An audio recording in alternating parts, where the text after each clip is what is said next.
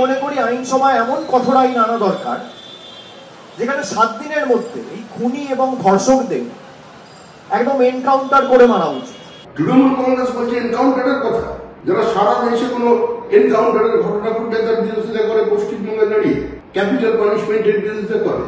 রাজ্যের নামকরা medical college RG Kar, খাস কলকাতার বুকে, শহরের অন্যতম প্রাণকেন্দ্র শ্যামবাজারের অদূরে ডিউটির পর দুদণ্ড একটু বিশ্রাম নিচ্ছিলেন। নিশ্চয়ই এটাই ভেবেছিলেন যে কর্মস্থলের চেয়ে নিরাপদ জায়গার কি বা হতে পারে। প্রতিদিন তো বাড়ির থেকেও অনেক বেশি সময় এখানেই কাটে, তাই ঘুমিয়েও পড়েছিলেন নিশ্চিন্তে। কল্পনাও করতে পারেননি ঘুমের মধ্যেই ঝাঁপিয়ে পড়বে মানুষরূপী এক শয়তান, ছিন্ন ভিন্ন হয়ে যাবে শরীর, আস্তে আস্তে শেষ হয়ে যাবে প্রাণ। আর এই ঘটনায় যখন প্রশ্নের মুখে আইন শৃঙ্খলা ব্যবস্থা, রাজ্য জুড়ে আন্দোলন, ক্ষোভ, প্রতিবাদ, তখন আচমকাই অভিষেক বন্দ্যোপাধ্যায়ের গলায় উঠে এলো এনকাউন্টারের প্রসঙ্গ, অর্ডিন্যান্সের প্রসঙ্গ। এই সমস্ত ঘটনা যারা ঘটায় তাদের সমাজে থাকার অধিকার নেই। যাদের সরকার রয়েছে তারা অর্ডিন্যান্স করে একজন ধর্ষক বা একজন খুনির যাতে 7 দিনে বিচার হয় এই অধ্যাদেশ আনতে পারে না কেন? বিজেপির উচিত তাদের দলের নেতৃত্বকে লিখে তাদের সরকারকে বলা যে বিল আনুন। তৃণমূলের উচিত সেই বিলকে সমর্থন করা, কংগ্রেসের উচিত কি সেই বিলকে সমর্থন করা, সিপিএম এর উচিত কি সেই বিলকে সমর্থন করা। ল অ্যান্ড অর্ডার যখনই কিছু হয়, কেন্দ্র যখন কিছু করতে যায় তখন বলেন law and order is a matter of state. আর এখন কেন্দ্র এখানে খেলছেন।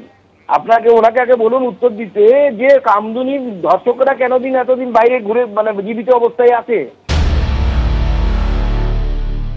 যেমন উনি অপরাধ করেছেন বলে লোকে বলে উনি কালো টাকার পাচার করেছেন ইত্যাদি ইত্যাদি। এখন যদি কেউ বলেন এনকাউন্টার করে মেরে ফেলা হোক, সেটা কি সঙ্গত হবে?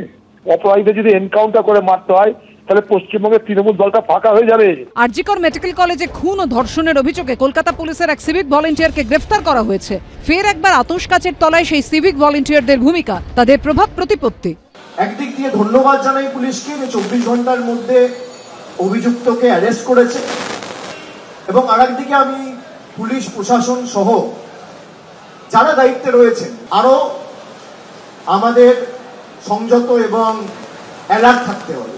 হাসপাতাল চত্বরে রাত্রি 10টার পর কেন ঢুকবে লোকে? ডাক্তার ছাড়া, রুগী ছাড়া কেউ থাকবে না। আরো আমাদের কঠোর হতে হবে। সিভিক ভলেন্টিয়ার কারা? সিভিক ভলেন্টিয়ার মানে তো তৃণমূল কংগ্রেসের সর্বক্ষণের কর্মী। সিভিক ভলেন্টিয়ার হচ্ছে কাজ পুলিশের সঙ্গে ঐক্যবদ্ধভাবে মানুষের উপর অত্যাচার চালানো, টাকা তোলা, বিভিন্ন অভিযোগ আছে তাদের বিরুদ্ধে। এর দায়িত্ব তৃণমূল কংগ্রেসকে নিতে হবে। সিভিক ভলেন্টিয়ার মানে তৃণমূল কংগ্রেস। পড়ুয়া চিকিৎসকদের জেনারেল বডি মিটিং চলাকালীন শনিবার উত্তপ্ত হয়ে ওঠে আরজিকর মেডিকেল কলেজ। মিটিংকে কেন্দ্র করে বারবার বিভ্রান্তি, বিবাদ ও এক গোষ্ঠীর অন্য গোষ্ঠীর বিরুদ্ধে অভিযোগ ঘিরে একসময় হাতাহাতি বেঁধে যায়। পুলিশ পরিস্থিতি নিয়ন্ত্রণে আনে, কিন্তু ভেস্তে যায় জেনারেল বডি মিটিং। কৃষ্ণেন্দু অধিকারী, দীপক ঘোষ ও ঝিলম করঞ্জায়ের রিপোর্ট, এবিপি আনন্দ।